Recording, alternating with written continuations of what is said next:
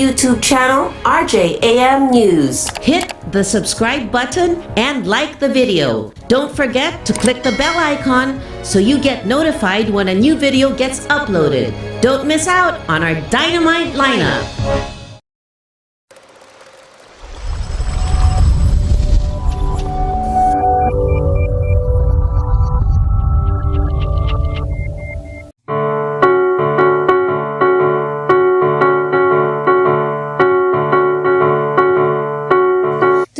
Turo, guro.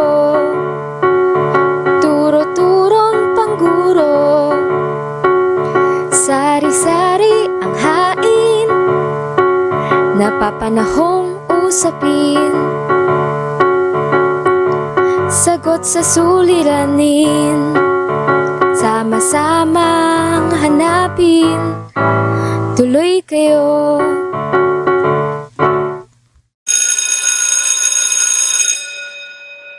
Magandang gabi mga katribo, isa na namang katakam-takam at mainit-init pang episode ng Radyo, Turo, Guro. Masarap na usapan, hapunan ay karunungan. Ito po si Kuya Denzel. Yes, magandang gabi mga katribo, magandang gabi Kuya Denzel. Ako po si Ate Solvie. Kamusta po? Sana po ay nakapaghanda na po kayo ng hapunan ninyo ngayong gabi, no? Noong nakaraang linggo, pinag-usapan natin ang mga paraan kung paano pwedeng ituro ang kasaysayan ng Europa sa ating mga mag-aaral. Siguro sana napagmunihan nyo, no, kung yung mga potahing naluto nyo ba itong nakaraang linggo ay may impluwensya ng Europa nang hindi natin namamalayan, no? Nako, oo nga partner, at ang dami nating natutunan. Akalain mo marami pala tayong connection sa Europa kahit napakalayo nito at kahit ang tagal na mula nung nandito ang mga Kastila.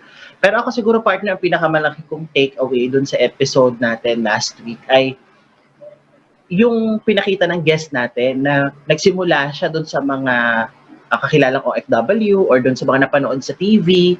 Kasi tingin ko, partner, ang gandang strategy, no, na nagsimula sila doon sa kung ano yung naranasan or alam na ng estudyante para gawing mas relatable yung subject.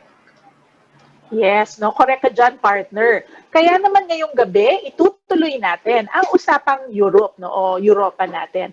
Aalamin natin ngayong gabi kung ano nga ba yung tinatawag na European Union at paano ba tayo naaapektuhan dito sa Pilipinas nung pagtatag nila nitong EU, no?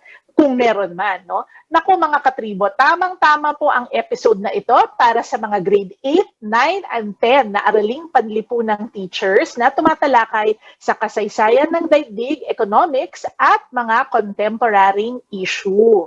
At para makipagkwentuhan sa atin ngayong gabi, makakasama po natin, nagbabalik, no, from last week, ang isang guro mula sa European Studies Program at Economics Department ng Ateneo de Manila University. Bilang isang Filipino-Austrian din, mahalaga syempre sa kanya ang interaksyon ng bansang Pilipinas at ng kontinente ng Europa. Mga katribo, sabay-sabay po natin i-welcome ngayong gabi si Sir Harold Eustachius Sommer. Welcome, Sir Harold! Hello po, nice to see you po ulit. Magandang gabi po sa inyong lahat at sa mga nakikinig. Hello po. Welcome back po to the show, Sir Harold. Muli, excited na po kami matuto ulit sa inyo, kaya simulan na po natin ang SKL o Share Ko Lang. SKL, Share Ko Lang. Yan, no? So welcome po ulit to our show, Sir Harold. Simulan po natin ang ating exciting na episode sa tanong na bakit nga bang mahalagang pag-aralan ang European Union? Ano ba ito at paano ba ito nabuo? Basically, yun muna. Kung maalala niyo po, Ate Solvie last Friday, diba? Na-discuss po natin ang European history, diba? At ang ugnayan ng Pilipinas at Europe kahit malayo sila sa isa't isa. At last week, may mga halimbawa ng mga bansa na nasa Europe pero hindi po sila miyembro ng European Union tulad ng Switzerland. So ano nga ba itong European Union na ito? Kung naalala po ninyo, mga balita sa mga nakaraang taon, umalis din ang UK sa EU. Nag-Brexit sila. At bakit ito naging issue? Bakit mahalaga ito? Sa ano nga bang EU na ito? Iba pa ito sa Europe? Ito nga ang i-discuss natin today para malinaw. magkaiba ang dalawang ito eh. Posible na may mga bansa sa Europa na hindi kasama sa EU. Ang Europe kasi, ay kontinente. Pero ang EU ay trade bloc. Ano ang trade bloc? Isa pong samahan ng mga bansa na may kasunduang pangkalakalan. Hindi naman uncommon na magkaroon ng mga trade bloc, lalo na pag magpalapit ang mga bansa sa isa't isa. Halimbawa, bahagi at founding member ang Pilipinas ng ASEAN, ang samahan ng mga bansa ng Timog Silangang Asya. Meron din pong tinatawag na NAFTA, ang United States, Canada at Mexico. May sariling konteksto ang bawat isang kasunduang ito. At malalaman po natin ang mga dahilan ng pag-usbong ng European Union sa mga sumusunod na ediskusyon. And particularly, yung mga dahilan kung bakit mahalaga po ang international trade sa development at trying to look into how the European Union contributes to that. Okay. So parang ano po pala yan, Sir Harold, no? Parang homeowners, yung magkakatabing bahay, meron silang may grupo sila kumbaga. Nako mga katribo, alam ko na tinatanong ninyo niya, paano na kaya ituturo ng mas simple ang European Union, itong trade na to sa mga mag-aaral natin? Simulan na po natin ang inaantay ninyong TMI o try mo ito. Okay, so, actually, ang tingin ko po ay parang maging simple din ang pagpapaliwanag ng trade. Gamito po natin ang isang halimbawa na isang halimbawang matamis kung sasabihin, di ba? Let's use the example and like what I promised last week, gagawa po tayo this week ng isang halo-halo, di ba? So, tanungin ko lang po kayo, Kuya Denzel, Ate Solvie, ano po ang mga sangkap ng halo-halo? So, may picture po tayo ng halo-halo at mukhang masarap yun, di ba? May mga ingredients po yun, mga sangkap, di ba? Naggutom na nga ako eh, kailangan ko ng pangimagas. Ayun. So, para sa mga nakikinig, may picture ng halo-halo, di ba? So, anong mga ingredients na nakikita niyo po sa halo-halo na yan? At ano po ang pwede pang mga maging ingredients ng halo-halo? Siyempre, kitang-kita ko na kagad dyan yung leche flan. Leche flan, yes. Tama po yun. Kayo, Kuya Denzel. Kita din dito sa picture yung pinipig sa ibabaw. Yung nagbibigay ng yan eh, di ba? Additional texture. Yes. Masarap. Siyempre, yung favorite ko rin, ice cream. Ice cream, yes. At siyempre, masarap ang halo-halo pag may maraming gatas. Ako nilalagyan ko ng maraming gatas. Ang maganda naman sa halo-halo is dahil resourceful nga ang Pilipino, kung anong meron, pwede siyang haluin dyan, di ba? So we can mix yung mga ingredients. At yung mga ingredients na to, hindi naman lahat galing sa isang lugar, di ba? We get the ingredients from the provinces, di ba? Mga ilang prutas din na pwedeng ibigay sa halo-halo. Tulad ng, sige, anong prutas ang gusto niyo? Langka, okay. Saging. Saging, pwede rin. Doon sa picture, may nakikita akong strawberries, di ba? Strawberries. May strawberries ba sa Pilipinas? Meron, di ba? Meron. Sa Radyo. So, we get it from there. Di ba? Ang mangga ba, pwedeng i-add sa halo-halo? I get. Hindi ko naisip. Hindi pa ako nakatikim ng ganun, Sir Harold. Ako, personally, gusto ko na may mangga sa halo-halo, may fruit dun dyan, di ba? Yeah. And, syempre, pag yung mga ingredients na to, mga locally produced minsan, but actually, it also shows na yung climate ng Pilipinas, yung mga produktong agrikultura, di ba? Mga source din ng mga ingredients ng halo-halo. Isipin po natin, kung nasa Thailand tayo, di ba? Na isa pang ASEAN member state, di ba? Mas madali po ba ang kumuha din ng mga same ingredients ng halo-halo? Magkakaroon po tayo ng mga substitute. Anong tingin niyo po? Kung may substitute, I guess ano nga bang pwedeng substitute? Kunyari. So, naglagay po kayo ng milk, no? Maglalagay po ba kayo ng coconut milk, for example, galing sa Thailand? Tingin niyo po. Ever tried it? Pwede. Never tried it, but pwede. nung nasa Europe ako, parang tinatanong ko yung mga Pilipino doon, parang mahirap din kumuha ng ilang produkto for halo-halo. So we really need to look for substitutes. So instead of yung mga strawberry or mango, baka magkaroon ng peaches, di ba? Nagaling sa mga ibang EU member state or sa mga ibang bansa doon, di ba? So ang nakikita po natin dito sa halimbawa ng halo-halo is that we exchange, di ba? Nagkaroon ng trade, ng negosyo in order for us to get different ingredients, di ba? To enjoy things like halo-halo. And yung mga bansa, for example, sa ASEAN, we trade with each other to get access to other goods, services, ingredients. At ganun din po sa Europe. Diba? So parang lumalawak po ang mga choices na mga pwedeng bilihin o tamasahin kahit buong taon. In Europe, since temperate yung mga ibang bansa doon, may winter sila or yung lamig o invierno. Diba? So normally, before, in the past, wala silang mga prutas nung panahon na yon.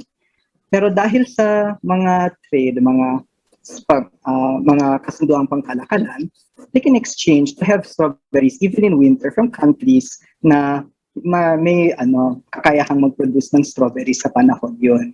So, ang insight po dito na pwedeng ipakita sa mga estudyante is the idea na trade, whether local trade, yung mga strawberries galing Baguio, or yung mga ingredients galing probinsya, or yung international trade, allows us to have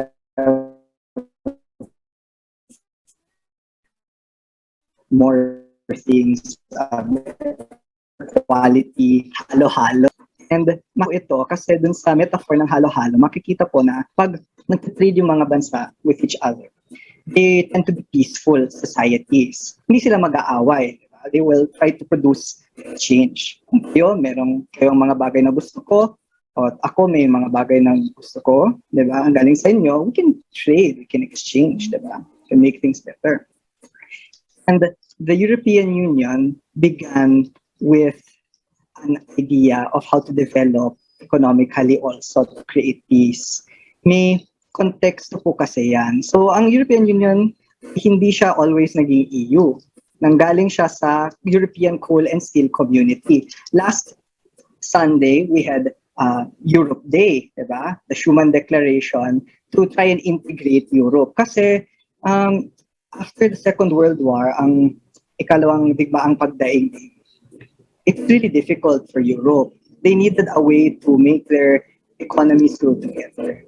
So, they wanted France and Germany to stop fighting, na hindi na sila mag-aaway. So they started the European Coal and Steel Community para mabuo ang industriya at mag-rebuild, diba? So gagawa po ulit sila. Since many cities were destroyed dahil sa gera, diba? They will build a new Europe from that. At over time, dahil sa mga trade agreements at mga integration ng ekonomiya nila, nabuo ang tinatawag na European Union. And actually, that's where I want to go into the next slide. Diba? So tulad ng pagbuo ng halo-halo, diba? Using different ingredients, the European Union member states nag-integrate din sila. Diba? So they came together and then they developed yung mga institution, yung mga European institutions. So yung pictures na nakikita niyo po, actually, ako po yun, shucks ang bata ko pa. That was when I visited the European institutions back then. Hawak-hawak ko po ang bandila ng European Union, yung asul na may isang dosenang bituin.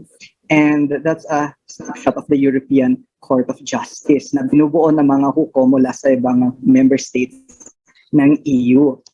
Siyempre, may mga ibang institution din dun, tulad ng European Council na kalipunan ng mga leader ng EU. May mambabatas din na inalal mismo ng mga mamamayan, yung European Parliament, at yung parang exekutibong sangay ng European Union, ang European Commission. So ngayon, hindi lang trade, kundi integration in other things as well. May mga politics, etc. to make more productive growth. So, in other words, para maging mas masarap, mas buo ang halo-halo, they integrated their economies to develop para hindi rin sila mag-aaway ulit at magkagera. So, to prevent war in Europe after the Second World War. So, ganun po yung idea na if we trade, And we see this also, hindi din natin iniisip as din sa Pilipinas, pero minsan yung mga noodles na binibili, yung mga sesame oil or yung mga ibang sangkap or ingredients, hindi naman lahat yung galing sa atin, di ba? Ng mga produkto din na galing sa mga ASEAN member states at dahil sa mga kasunduan, di ba? Mga international trade. And through that, we develop peaceful relationship with our neighbors. So, pwedeng i-compare ang EU sa ASEAN, pwedeng pakita sa mga estudyante na through developing better economic integration, it also builds peace, diba? Cooperation. At ganun din po, kahit sa context ng Pilipinas. That's also why we have good relations with your neighbors. Yung example ni Kuya Denzel, diba? Parang kung mga magkapitbahay, diba? Siyempre, ayaw mo rin na mag-aaway kayo ng kapitbahay nyo, diba? So if lahat ng mga bansa magsasama, even on a regional level, it creates a better, more harmonious dialogue, di ba? Ayun. Ako, very interesting po yan, no, Sir Harold, kasi I don't think na pag niisip kasi ang Europa, ang mga tao gusto lang bisitahin yon, di ba? Parang aspirational, ay gusto ko pag, di ba, pag nakapag-ipon ako, gusto ko mag-Europe kasi yun yung social, di ba, napuntahan. Pero hindi natin nakikita tong mga ibang bagay, no? Last week, it's the historical, linkages between our two between that continent and our country, no? Pero ngayon naman pinag-uusapan natin syempre is more on paano nga sila makipagkalakalan, no? Paano tayo pwedeng ma-impact no? Siguro sir, para mas ilapit pa natin ang paksang ito sa ating mga mag-aaral. Paano ba naapektuhan ng European Union at itong mga sinasabi niyong trade agreements nito yung Pilipinas, no? Yung directly kasi baka yung mga medyo conceptual pa rin siya. Okay. Yes, pero yes. directly, sir, paano kaya ang impact nito sa atin? That's a good question. And for that, I'll use some data from the European Union delegation in the Philippines. So basically, the EU is the biggest provider for foreign direct investment in the ASEAN as a whole, diba? So, yung idea na we have a lot of investments in from the EU in the ASEAN region, which of course includes the Philippines. There are also agreements for Filipino products in the EU dahil sa tinatawag na preferential trade scheme. Diba? Every year may mga ilang milyong pesos or 100 million pesos worth of Filipino products, especially mga agriculture-related products, yung nga mga saging, mangga, etc., which enter the EU na duty-free, diba? Reduced barriers for trade. So, the EU is hopeful, syempre, na may mga mas collaborative pa with the Philippines to implement yung trade scheme, diba? Ng ganun. And outside of mga agreements, sinusuportahan din po tayo ng EU. In fact, the EU supports peace in the Philippines by developing partners in support of Mindanao, for example, and supports governance, job creation, pati yung mga renewable energy po. And kahit yung kung nagka-disaster, nagka-typhoon, diba? Sa may Batanes or sa Mindanao, sa Luzon, sa may Davao del Sur, diba? May mga relief assistance din po and humanitarian aid na binibigay ng mga EU. And marami rin pong mga opportunities para sa mga Pilipino sa Europe, diba? May mga grants for students through programs like Erasmus+, may mga binanggit ko pong trade agreements, baka mas sobrang conceptual, pero actually yung mga policies din na ina-affect nila yung mga OFWs kasi iba rin yung effectiveness ng citizens ng sariling bansa kaysa sa mga abroad na Pilipino, di ba? And of course, yung mga agreements po natin with individual member states, tulad ng nursing agreement with Germany. So each individual member state din ng EU, may mga agreements din yung mga bilateral agreements. And the Philippines is one of the few, I think, one of the few countries na may direct nursing agreement with Germany, for example. So there are many ways by which yung mga countries nagko-cooperate sila bilaterally, meaning one country to one, Philippines and Germany, or Philippines and Austria, or Philippines and Spain, or multilaterally in the context of yung ASEAN at kung paano sila nagko-cooperate. Yes. Pero may mga opportunities din for grants, for scholarships, and for those who travel abroad and eventually they might become citizens, have their own families there, may concept ng family reunification. so that the families can eventually come together.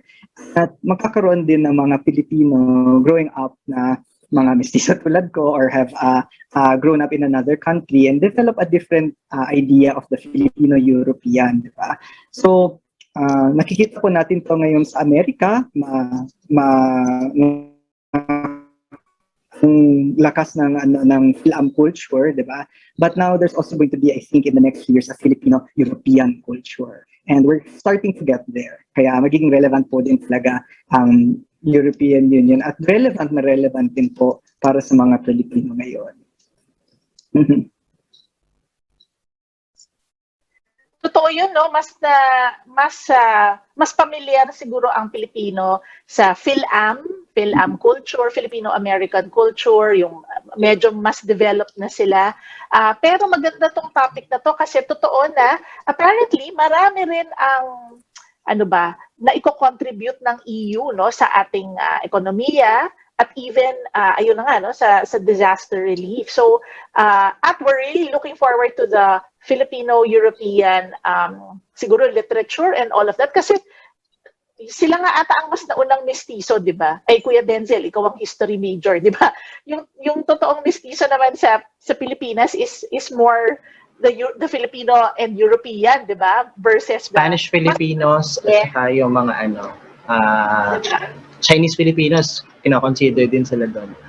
Yes, di ba? Ako po siguro, sa episode na to, ang pinaka tumatak sa akin ay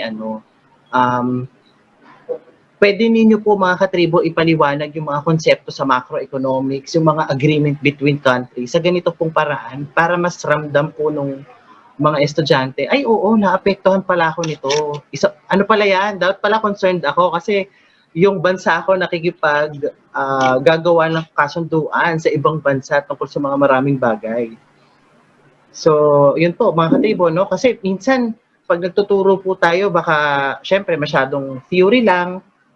Mas maganda po paglabas ng estudyante natin na gets niya kung paano siya naapektuhan ng tinuturo natin. Yes, nakaangkla siya kumbaga sa practical. Kasi mas lalo na sa mga ganitong topic, no, may tendency na maging parang theoretical lang, pero importante talaga sa pagtuturo, mas lalo na, di ba, kung high school ho ito, ay ibaba natin dun sa practical. At paano ginagawa yun? Doon nga sa cite ng mga ehemplo na makaka-relate sila, 'di ba, sa personal nilang buhay. At napakita ni Sir Harold ang maraming bagay, no, na pwede natin gawin. Actually, isang sample lang ito, no, 'di ba? Sir Harold, pwede niyo po ba kaming i-share kung ano ba yung mga resources na meron?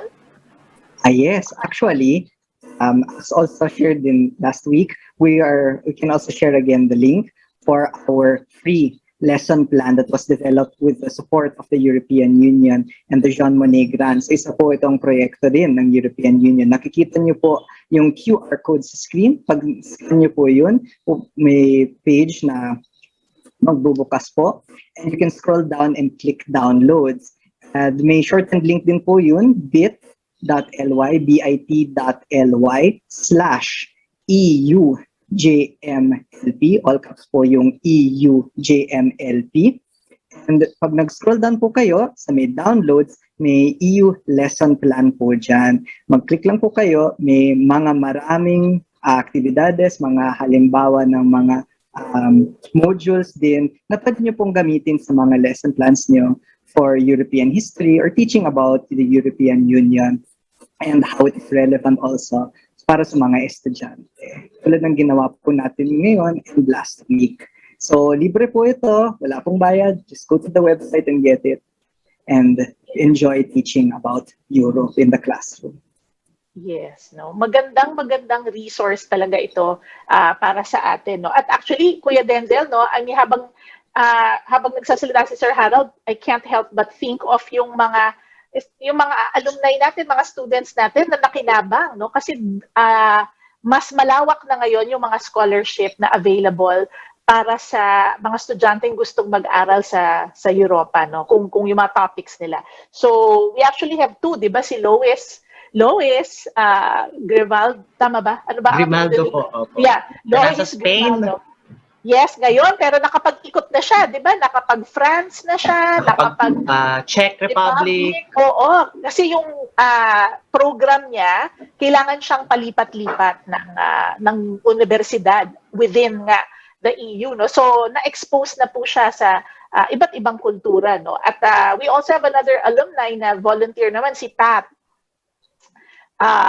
It escapes me right now yung family name ni Pat, but Pat is also currently studying, no? So para sa mga estudyante o sa mga guro, isa rin yan sa pwede natin i-encourage, no, yung mga estudyante natin na maraming mga educational opportunities na lumalabas as a result nga of this of the EU, no, basically.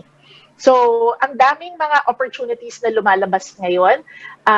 Please take advantage of it and make sure to check out the website, no? bit.ly/EUJMLP in all caps. Kasi malaking tulong, I'm sure malaking tulong po ito sa lahat ng ating mga guro. Correct. At dahil kolehiyo serye yung topic natin nung mga nakaraang linggo, gusto rin nating banggitin na baka sa pagtuturo ninyo ng kasaysayan ng Europe at ng European Union, may ma-interest na estudyante na magpakadalubhasa tungkol sa Europa, no? Dahil, sir, merong programa ang Ateneo na European Studies Program. Yes. Na pwede rin nilang kunin. Yes. Yes. So isa yan na talagang kurso. It's a full-blown course sa Ateneo. At I think, di ba, may iba rin, sa ibang mga colleges din, I'm sure may similar courses, no, na ganyan. So isa yan sa pwedeng, i-consider ng ating mga estudyante. Nako, baka sa mga nakikinig ngayon, may mga magiging estudyante ko pa pala. Grabe. Yes, that's entirely possible po, Sir Harold. Sir Harold, siguro just to close this 2 episodes natin tungkol sa European history at European Union, hihingi lang po siguro ko sa inyo ng 1 or 2 na message para po sa mga guro na katribo natin na magtuturo nito sa susunod na school year or baka ituturo pa lang nila ngayong patapos na yung school year. Ano po yung, kung may bibigay po kayo sa kanilang 1 or 2 main message na ito, tandaan nyo to. Ano po kaya yun? Salamat po Kuya Denzel. Yes. So, siguro ang pinakamahalaga, no, is to try and really bagay sa konteksto. I-contextualize talaga. Kasi syempre, as we've seen, 'di ba? Parang isip natin na parang ang layo ng Europe, 'di ba? Parang ang layo siya niya geographically or culturally, but actually hindi 'yun totoo. It's closer than you think, di ba? Malapit pala siya. So, there are plenty of ways to connect into the classroom and see kung paano nag-affect din siya ng mga ginagawa natin on the daily or everyday, di ba? And kung isipin din natin, marami ring mga produkto din from Europe that are now entering the Philippines na hindi naman sobrang mahal, di ba? Medyo may affordable din, di ba? So, there are practical ways to think about it in terms of yung mga pagkain, ang impluensya nila sa kultura, and of course, yung kasaysayan, diba? The rich history and good relations that the Philippines has with European countries. So, marami po ring mga resources para i-bridge yung gap dun, diba? Link it to history. So that history comes to life for the students din at may lalaman nila kung gaano kahalaga ito sa buhay nila. Nako, thank you po Sir Harold sa inyong message. Katribo, yun na po ang tandaan ninyo at simulan na po ninyong i-disenyo ang inyong mga klase. Gamit din po yung lesson plan na available po sa website ng Ginmoning. At maraming salamat po sa pakipanonood at maraming salamat din po sa lahat ng mga sumusunod sa partner divisions natin sa DepEd, sa JAM Radyo Bandido, AHA Learning Center, Jack ng Junior and Rachel ng ating mga executive producers, Office of DepEd Undersecretary Malaluan, at higit po sa lahat, maraming salamat po sa inyo mga katribo. Tutok lang po kayo araw-araw at huwag po ninyong kalimutang mag-like at subscribe sa DZRJ para maabisuhan po kagad kayo sa mga bagong episodes ng Radyo Turo Guro. Siyempre, huwag nyo rin pong kalimutan mag-join po kayo sa Tribe Today page. Hanapin nyo lang po ito sa Facebook at i-click po ang join. Ito po si Kuya Denzel. Yes, at ito po ulit si Ate Solvie para sa Radyo Turo Guro. Masarap na usapan, hapunan ay karunungan. Magandang gabi!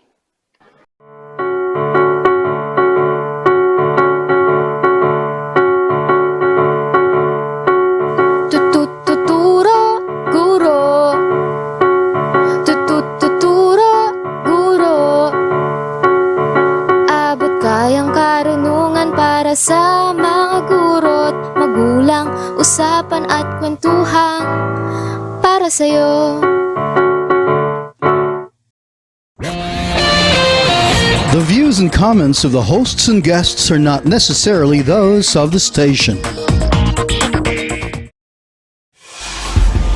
8:10 a.m. or on YouTube, channel RJAM News.